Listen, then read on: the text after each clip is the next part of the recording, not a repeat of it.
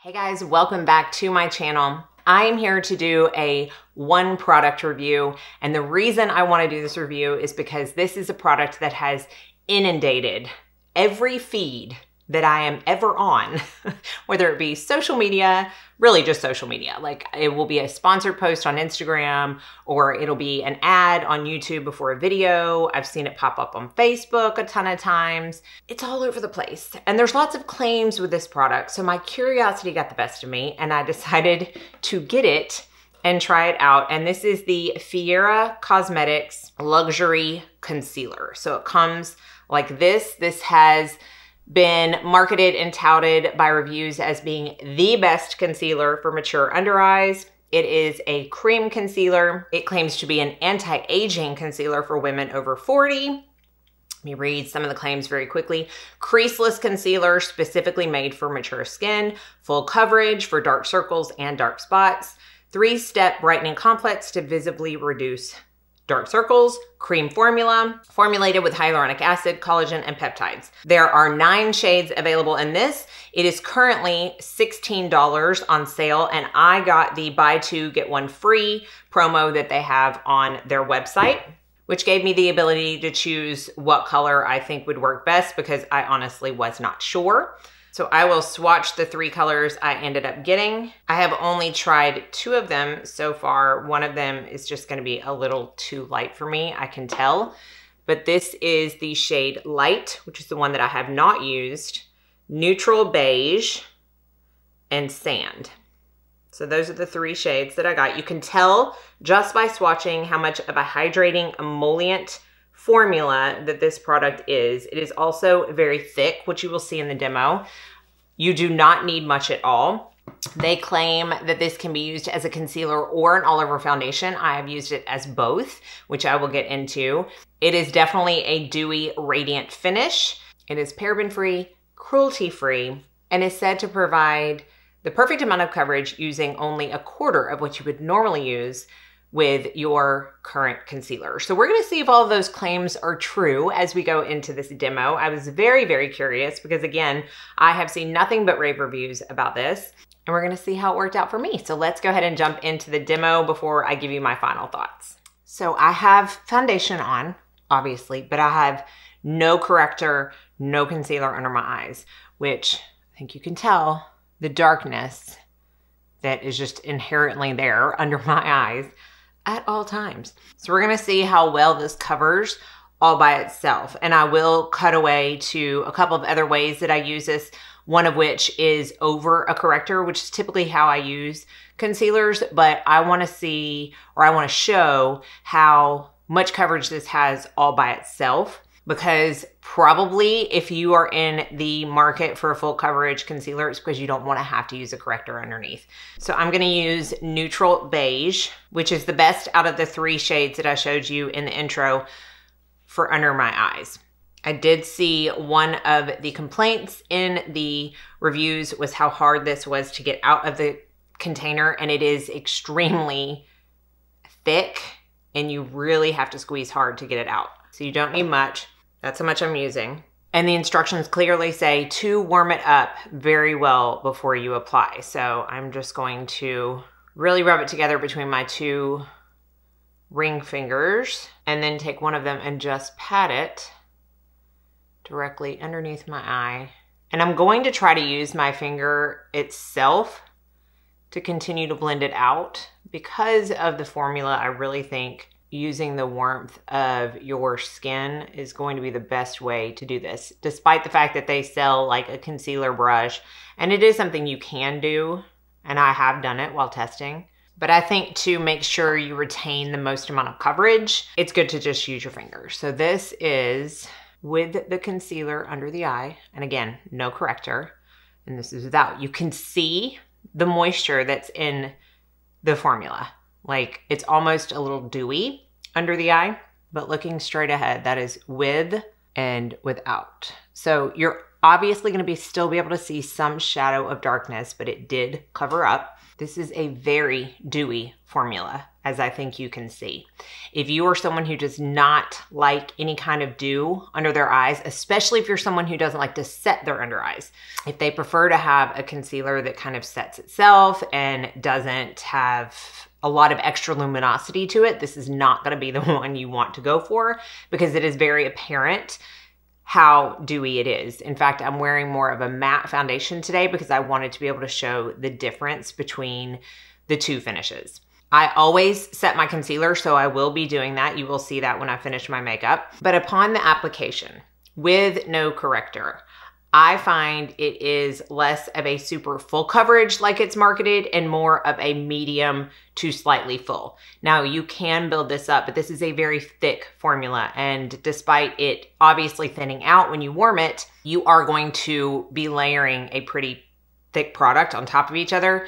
And I feel like it's too much. I have tried to build it up, and while the coverage does increase, so does the amount of product that I'm using under my eye, and I don't think it looks near as good as if I just accept the coverage that I get with one layer like I have today. So I'm gonna finish up my makeup, we'll come back and talk through all the different ways that I used it and my final thoughts.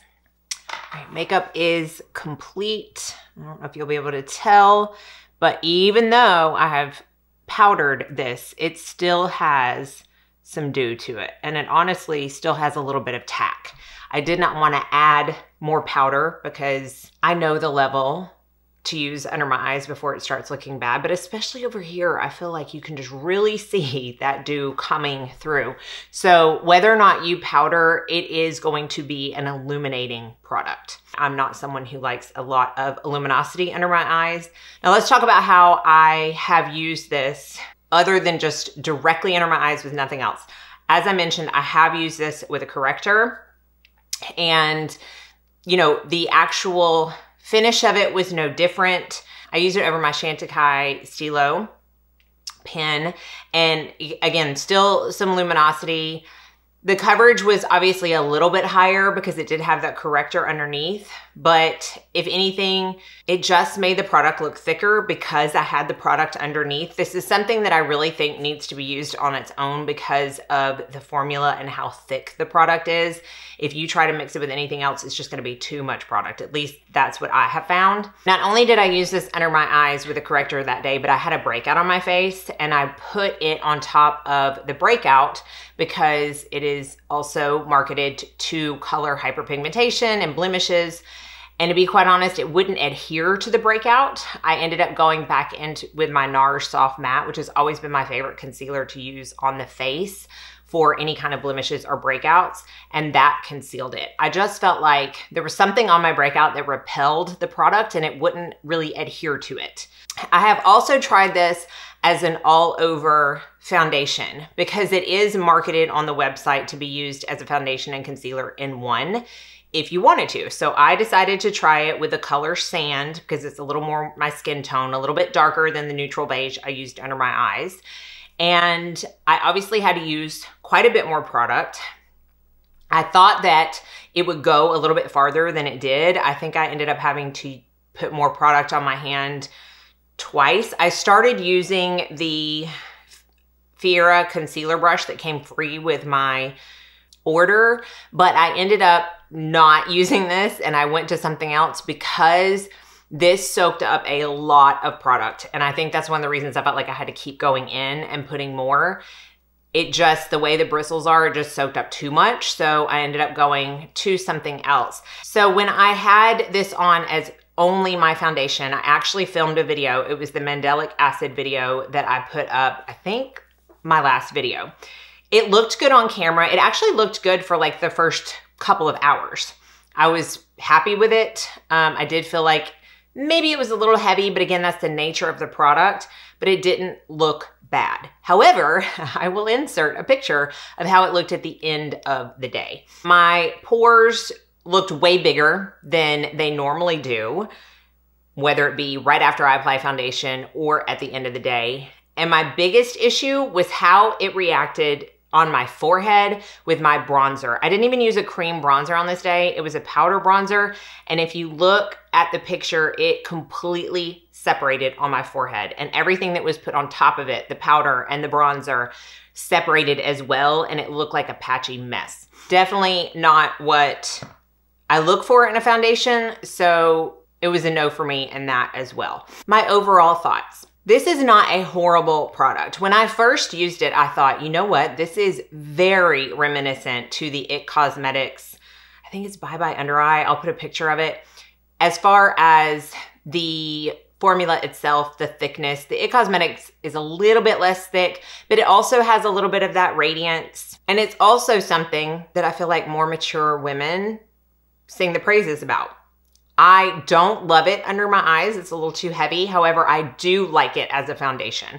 I have used it by itself as a foundation, and I actually love the way it looks, the IT Cosmetics one. So it definitely reigns supreme over this one in that aspect, but it's kind of the same for me and how it wears under the eyes. And I think what I have come to figure out is that I am just not someone who gets along with super thick formulas like this, super emollient formulas like this. I do like moisture under my under eyes, but I don't want that to be the main component of a concealer, because what I have found is that the more moisture a product or formula has, the easier it is to sink into my fine lines, the easier it is to move around and crack despite being set down with powder. I could not wear this without being set with powder, because I'm sure someone's going to comment and say, well, try it without powder. It's, you know, it's going to be great. And that's great. I could not do it. It's way too emollient. It's way too dewy looking. I know how it wears with powder on top. I can't imagine it wearing any better or longer without powder on top. On the day that I wore this with a corrector, it looked really bad at the end of the day. In fact, I had a high school basketball game that I went to that day. I got home and I was quite embarrassed with how my face looked, especially having been so up close and personal with my friends that I was sitting around. It was very cracked, very creased, just not looking good. I have found I cannot use these formulas. I have found that I am strongly against some of the marketing that is used with this product. And when I have voiced my opinions on marketing before, especially in my Saint video, whoo-wee, that has gotten the most polarizing responses. There are so many people that were like, you were mad from the get-go. I can't trust anything you say. You just sound angry. I mean, I reviewed that product or those products as truthfully as I review everything else on my channel, which is truthfully. But I am not going to lie and say I like their marketing, and I don't necessarily love the marketing for this one. Now, it's not as bad as Saint, in my opinion. And I don't have an issue with them saying this is a great concealer for over 40 skin at all, because for some it might be. My main issue is when you go to the website and you scroll down to the very bottom, it has this kind of like table where you look at like mass marketing concealers and all the bad stuff about them, and then all the good stuff about Fiera. And I don't love it when they demonize a whole category of makeup while trying to make theirs look superior. I'm not saying yours may not work better than mass market concealers for some people, but that doesn't mean that mass market concealers are bad, especially when they're targeting women over 40, because it makes women over 40 start to question if they should really like their mass market concealer that seems to work for them. Maybe it's not what I'm supposed to be using. Maybe I shouldn't use that. Or maybe they're right. Maybe I have no clue what kind of makeup to wear. That's the kind of thing that bothers me. If you find something that works for you, stick with it. I don't care what marketing says. I don't care what I say. If you love a product and I don't, stick with it. That's what bothers me about the marketing. But as far as the product goes, I just personally can't get along with a formula this thick under my eyes, or on my face, it seems. But I know a ton of people love it. This is simply my review. So if you are one of the people that love it, please give us your opinions and your experience down in the comment section. I don't want to dissuade anyone from trying this. I'm simply giving you my experience. And in some form or fashion, I'm hoping that giving you my experience was helpful. So I will have everything listed and linked down in the description box. Let me know if you have any questions. Thank you so much for watching. Be sure and like and subscribe before you leave so you don't miss out on any future videos. And I hope you all go out and have a very blessed day.